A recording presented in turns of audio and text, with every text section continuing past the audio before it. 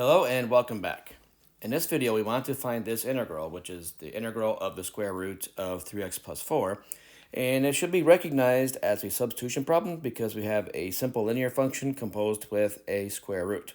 And again, we haven't had many tools of integration yet, but we do know there's a power rule for dealing with square roots. So first step is to let u represent the 3x plus 4. And then take the derivative of u, which is du dx, is equal to just 3. And then algebraically solve for dx by just multiplying both sides by dx and dividing by 3. So dx is just du divided by 3. So let's go back to our integral problem.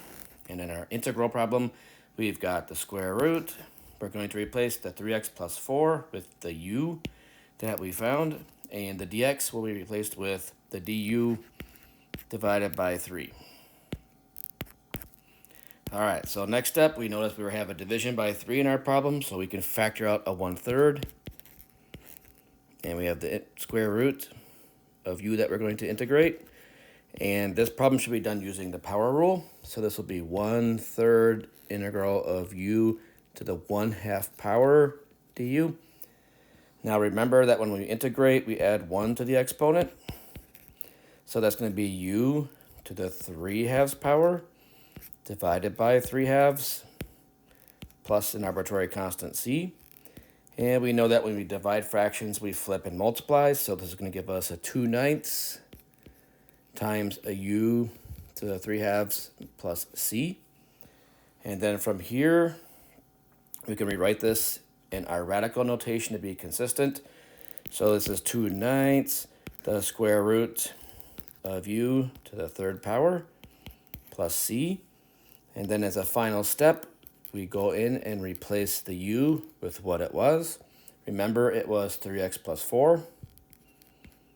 And again, that u inside the square root was raised to the 3rd power. So that right there, plus an arbitrary constant c, is our solution. Of course, this can be simplified down further.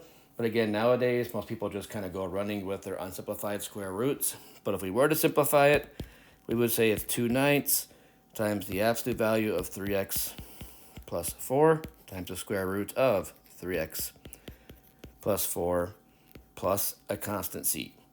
And that is the result of this indefinite integral.